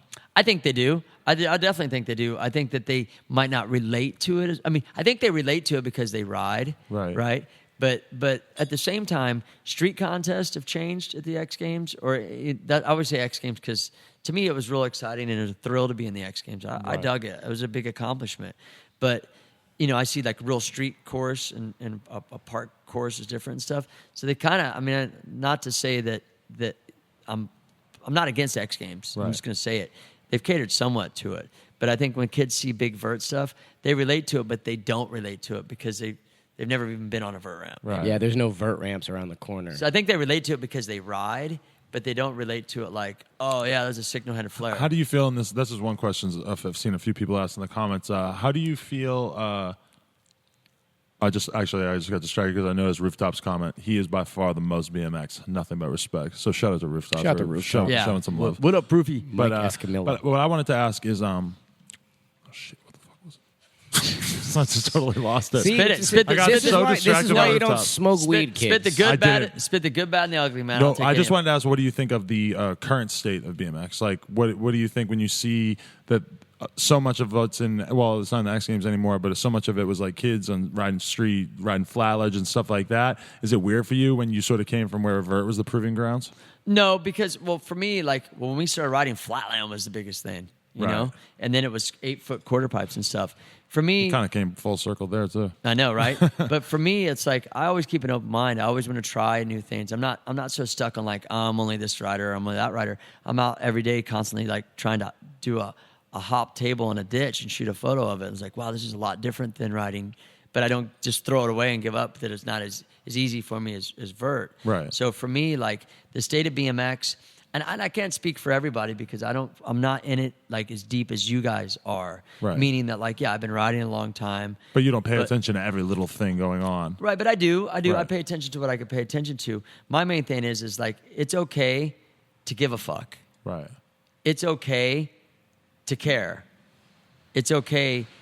Like, it's not, for me, like the sport went from being so clean cut. And if you partied or even drank, you were like, boo, blacklisted, to like too much partying. Find a balance. Right. Like going over the deep end. And I'm not trying to preach straight edge, bro. I'm not trying to tell any of y'all what to do. I'm just saying that, like, for your own self, it's okay to be however you want to be, but the extreme and the balance. Also, too, with BMX, it's okay to dress how you want, do what you want, be who you want. It should be more diversified, and that has changed over the last 10 years. Right. Very much so. But I just think that there was a time where I just saw, like, I felt like a lot of people were partying more than maybe they should have. That was a lot different than when we grew up, how it was. sure. And I'm not saying that it's different, but I'm just saying that, like, caring, there's nothing wrong with caring about yourself and what you do and your craft. And there's take some pride into that, to where, like, you don't have to be, it's not cool to be a slob. Right. That's just my opinion. And I'm not saying that BMX is slobby by any means, because you got your vert guys, you got your serious street guys. Everyone's doing their thing. But I'm just saying that, like, for a minute there, I just felt like maybe people were doing a little too much that was hurting themselves than helping themselves. That's all. But I'm not one to say, because I don't follow as much. That's just a little bit that I'd seen. You know? A huge percentage of people wanted to know about the Paul Blart movies and just what the experience was like doing that and how much you get recognized from it. Paul Blart was dope. That movie was rad because I went in for an audition. Right. I had no idea that I was even going to take my bike to the day I left. And so then did you volunteer rooftop? No, I didn't know. I showed up. He and also also auditioned? I showed up and he was there. Oh, okay. So Sony had a plan. And real quick, I'm not trying to preach to you guys about partying. No, it's all good. Don't get me wrong. We've had tons of straight edge people on here. This is probably and my people that are- favorite podcast that we've done. Oh, thank you. Thanks. For dead ass. It's just because you Thanks. feel like the young guy, but okay. No. Literally, like, I'm really into some of the stuff that he's saying. I think a lot of people are too. Like, there's a lot of good things that Rick has said, positive things that I think a lot of kids are going to be into. Yeah, for no, sure. thanks. Yeah, no, it's just, I'm just saying that, like, you know, we just I'll answer Paul Blart. I just want to finish this last thought. For sure. And the reason why, what I was trying to get at is that we grew up at a time, check it out, I'll look at you guys. We grew up at a time where we didn't have the opportunities you have, that we didn't have the opportunities to abuse what you guys have. Now, I'm not saying that you need to go through what I've been through. I'm not trying to be your dad. I'm not trying to be that old fart. I'm just saying that there's a lot of things in front of you that are a lot easier to accomplish your dreams and goals within BMX than what we had. And if we can make it with the little that we had, you can make it. Just don't blow that by thinking that hurting yourself in those ways is actually just for some attention is going to do you some good or the sport good. It's like, it's okay. It has its time and place. That's all I'm trying to say. Right. Like utilize what's been built for you. The newer kids utilize that there is an industry, that there is the come up, that there is, this would have never lasted back in the day. Why do you say that? Because there wasn't an industry for it. Right. You know what I mean? The industry, as the numbers grow in BMX, you would have, I mean, because of the internet and this and that. Not no disrespect to you. No, totally. But I'm just saying that, like, look at the things that have been built around you and utilize that, and don't give in to the negativity and think that you can't do it. That's all I'm saying. Do you think like too many people that you've known in your life and everything use drugs as sort of like a negative manifestation? They use that to hurt themselves so that they can't progress and can't go further in life? Yeah. I mean, and like I said, man, I'm not here to preach to anybody. No, man. you don't have to correct yourself because we know what's up. Yeah, but like, no, for sure, because at the end of the day, like, I don't know how to say this. No, but see, I get into these conversations with my younger friends a lot of the times too, because a lot of times they think it's okay to fuck around with like harder drugs too much, and I'm just like, dude, you don't understand what you're doing to your brain if you're messing around with this stuff that much. I mean, it's gonna just, it has a negative. Plus, effect they're on you. inundated with it in music and television, so after a while, they think that this is acceptable. And a lot of pop culture really, especially hip hop culture. They don't talk enough about the effects of it, and it's like I will see rappers. I seen Chief Keef the other day saying that one of the proudest things in his life is that he was able to quit doing Xanax. Yeah. So, and he's a really young dude too, and it's like. But in popular music, when you listen to it, you don't hear people talk about the negative effects of stuff that happens. Yeah, especially something like Xanax, where they talk about how awesome it is to pop them, and kids have no idea. They don't talk about how hard it is to stop taking those pills. Yeah, well, there's nothing good that comes out of it. I mean, I remember back in the day, people were like, biker on crack. So a biker in black. Dude, I'm high on life. They thought you. I think it's just because you're all skinny and stuff these days. I'm skinny. Well, the thing is, gluten, dude, cut it out. We're pounding for gluten. Hell yeah. Yeah, dude. No, I eat it every now and then. On the real, I started to be okay. I got to answer the Paul Blart question, but we're getting diverted. I was feeding my brain all this. What you feed your brain is what you get, right? These thoughts. So I said, man, you know what? I'm gonna get in better shape. So I started to eat differently and really be precise in what I'm eating and cut back on some stuff. And then my body, I do push-ups and pull-ups and sit-ups, and that's it, and ride. And my body started to change. And then I started to feel happier with my body and my mind, so my spirit. So the two were feeding, because this controls this. You know what I mean? And I felt like if I'm putting all this positivity, sleep into these podcasts, into my brain, like as fuel and as nutrients, to my brain and my thinking, I'm going to change the way I eat. Because, it's not because I'm older, but because, dude, I lost 20 pounds. And one dude goes, are you okay? And I'm like, yeah, dude, I just quit eating the shit. Like, I don't, junk food, like, I don't eat it. So you're never fat. You were like a little heavier, but nothing too crazy, right? No, but still, I wanted to be, my riding got better because of it, like everything. When you work out and then you go to turn a corner, you're like, well, that was easier. You're not carrying an extra 20 pounds around. But yeah, I don't know why we got into that, but. Paul Blart. Let's touch on Paul Blart before we finish. Okay, Paul Blart was cool. I went in for an audition. Basically, go to an audition, and they're like, you got, casting director and a camera, and you act like you're taking over a mall. You're like, all right, motherfuckers, you're gun and shit. Said, you were born for this role. Yeah, so they're all right, cool. Then I went back to the audition. Now it's the director and the screenwriter and all these people, and you're just like, okay, cool. And you do the same thing. They go, okay, you got the part. Okay, cool. I didn't know I was taking. They told you on the spot you had the part. No. So I went home, and I was working with the agent at the time. And they said, okay, you got the part. I said, okay, cool. Then he calls me the day before and goes, you're taking your bike. And part of me was like, oh, really? I'll tell you why. I'm only going to do so many movies as a bike rider. Right. I want to go. I want to play a crackhead. I want to play a war, a drug dealer, someone in the war, a prisoner, or this or that. I'm going to get dirty with this. Yeah. Okay, when I bring the bike, I show up and there's like Jason Ellis, Mike Vallely, Escamilla. I put the two and two right together, and I said, "Whoa!" But wait, so you didn't know all along that this was supposed to be a BMX and skate type role? Not at Oh, all. wow. I went in That's thinking crazy. I was just going to be holding up the mall. And they hired you not knowing about the BMX thing necessarily? I think they did after they did the audition. I think they went online and figured it out. And so then Rooftop was in it too. How did Rooftop get involved? I have no idea. He just auditioned? Well, he's friends with stuntmen. I know he's friends with a lot of stuntmen. yeah. So he probably auditioned and but it was the thing about movies is that it's hurry up, sit and wait, but it's badass. You want me to tell you why? Why? Because we did our own stunts, so you get stunt adjustments. If you work over 8 hours a day and you work like 16, you're getting paid double and then double again and double again, double again, double. Just, yeah. So the and money's crazy in movies. Yeah, if it's a blockbuster hit. Right. Okay, but the thing is, I went into it thinking like it might not be like you just go into it like whatever. Yeah, you would do it for free for a couple $100, right? Right.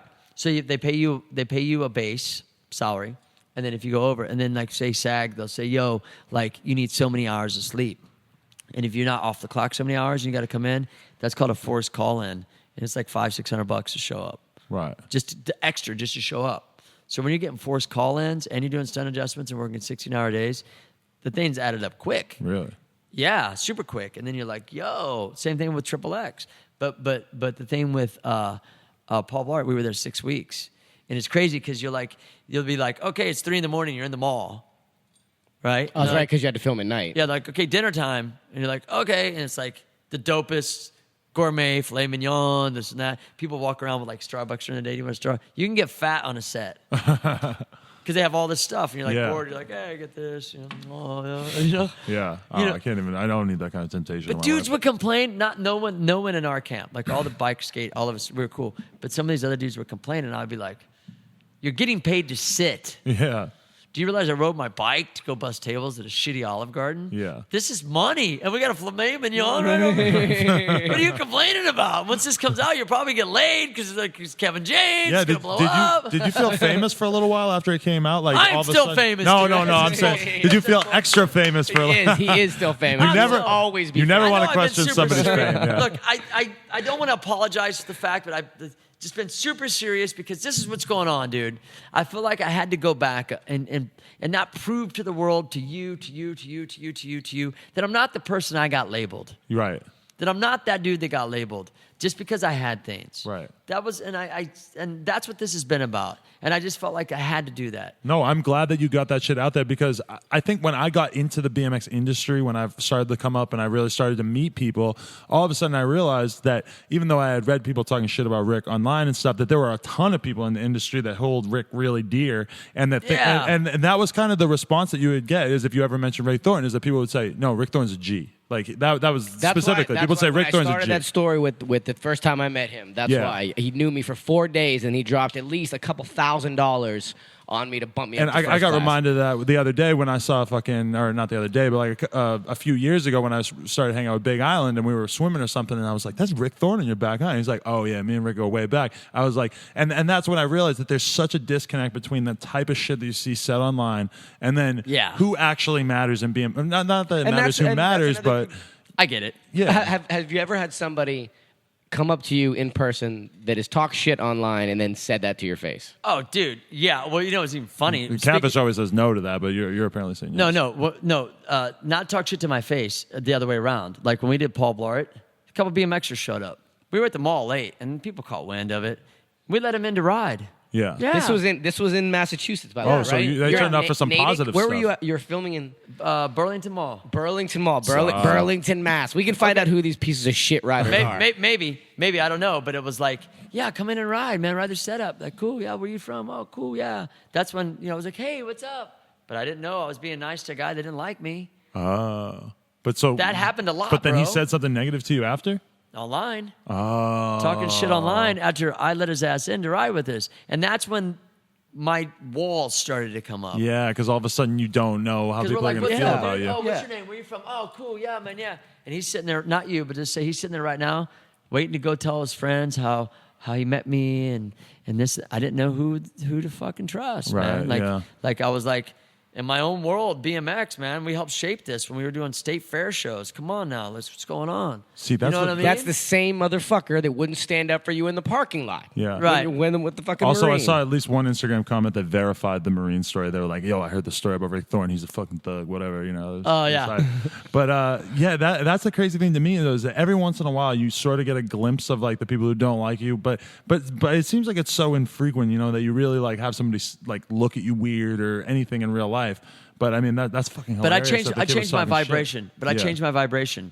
See, people pick up on things. It was probably Chris Long. I don't know. It might have been. But you pick up on vibrations. Right. Anytime I get an Instagram feed, you know what? I looked at the Instagram feed and I was actually pretty impressed with the amount of positive feedback. And then I looked at some of the guys that gave negative. They seemed to be older.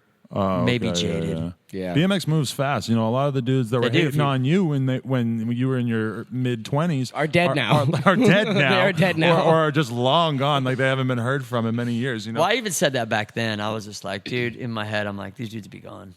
Oh yeah, totally. Yeah. I'll still be riding, and it's all good, and whatever. But the thing is that with I don't know where we're going with the Paul Blart and dudes talking shit face to face. Yeah. But my vibration was different back then, and my defense was up more because, like I said, I didn't know who to trust. Yeah. Right. It's like someone shaking your hand and having a knife in this hand, like this. I didn't know who to trust, so my walls were up. But then when I changed my vibration and how I feel about myself and the things that happened to me and accepted it, Right. I'm cool. Yeah, because you can go Like, what anywhere up, now, man? right? And it's like, who gives a shit if you go to a contest if somebody doesn't like you? It doesn't matter to you, right? Yeah, and I'm just very careful how I engage with someone, and it doesn't always have to be at like 11. Right. What up, dude? Well, where's your bike at? Let's be Insta friends. Hell It's like, okay, Rick, that was when you were 12 in Kansas City. That isn't what's happening right now. Okay. Do you know what I mean? No, I think it's good. Yeah, that's, man. We've just- truly seen Rick Thorne all grow up over the years. I mean, it's just crazy to think that like you went through that battle and that you came out a better person at the end of the day. And I mean, I think a lot of people are gonna really like hearing about this just because of Cool, that. man. I'm inspired. I'm seriously inspired. Yes. This has been amazing. And that's what I like about this podcast is that you get to sit down and really get somebody's real story. Whoop whoop. But that's the cops. They heard about the story. They heard about the banks. Shit. No, he really got scared I for a was second. busting tables, dude. Not us. Not No, us. but I mean, that's what's good about this podcast, honestly, is you get to hear the real version of somebody. Like, if somebody could have heard this back when you were getting shit in 2007 or whatever, I mean, it would have laid it out there a lot better, and it would have been a better reaction. I think that's one, like, failure of media prior to the internet was Agreed. that it was a lot harder for you to put out the real you. And now with stuff like podcasts, it's like you get to sit here and hear the real Rick Thorne. Real Rick Thorne, exactly. I'm stoked, dude. I'm really stoked about the opportunity, and I appreciate you having me because, you know, like I said, I can't change people's perspective on how they feel about me at all, and I'm not trying to. But the come up can. The come up So can. fuck you, kids. Yeah, but the thing is that like I just like, you know, people. Not everybody's gonna like you, and my thing is that if there's one thing that anybody can get from this, whether you like me or not, on the real, stick to what you believe in. Stick to your dreams. Stick to stand up for yourself, and don't back down on what you believe in because other people might not believe in it. And you don't even have to like me. That's what you've been saying and singing and everything for all these years, though, is like just believe in yourself and be your own person and do your own thing. Yeah, man, and then your dreams come true, and the things in your life you'll feel better about yourself. So if anything, I just want people to know that like you could say whatever you want about me. I don't really care. Like on the real, like it doesn't matter to me because I know who I am now, and I knew then. I just needed to go through it. That's it. There it is. I don't want enemies, but at the same time, I'm not trying to make you like me. Either do or you don't. We've said it a bunch of times throughout this, but I mean, I think that your whole life has really come full circle, and I mean, it's awesome to hear it. It's awesome to hear a success story of a person beating not their demons, but the things that they've had to fight against. Yeah, man, and just like you just keep going, and I'll end it on this. Like I said, I went through all that, and even though I was riding, I looked at my bike, and I'm telling you, man, that bike has saved my life more than I could tell you. Hell yeah. My sanity and my clarity in life. That's amazing. Been through riding, yeah. Well, we only got like 2 minutes left on the card. Do you want to say any thanks?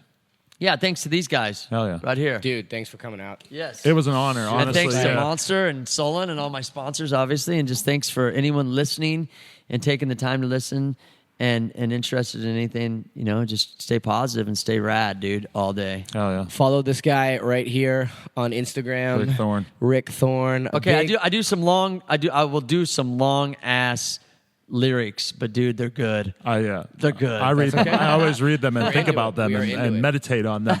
This has been the Come Up TV. Shout out to my man Rick Thorne. It's been an absolute honor having him on the show. This is a positive man who's come a long way in BMX and he still loves this shit and he deserves nothing but your respect. So Catfish versus Thug, aka Catfish Swagger Jacker. We are out of here. Once again, thanks to Rick Thorne. And like us on Facebook and tune in to the Come Up for our next podcast. Skibbity bop a doop bop a deep bop ba, the Come Up TV. Go on Netflix and watch Paul Blart so this man can get an extra, get him half a paid. penny in the mail next week. Get him paid. Oh, dude, yeah, let's get paid, baby. All right. yeah. Thank you very much. Thanks, Sean. guys. Take Thanks, care. guys.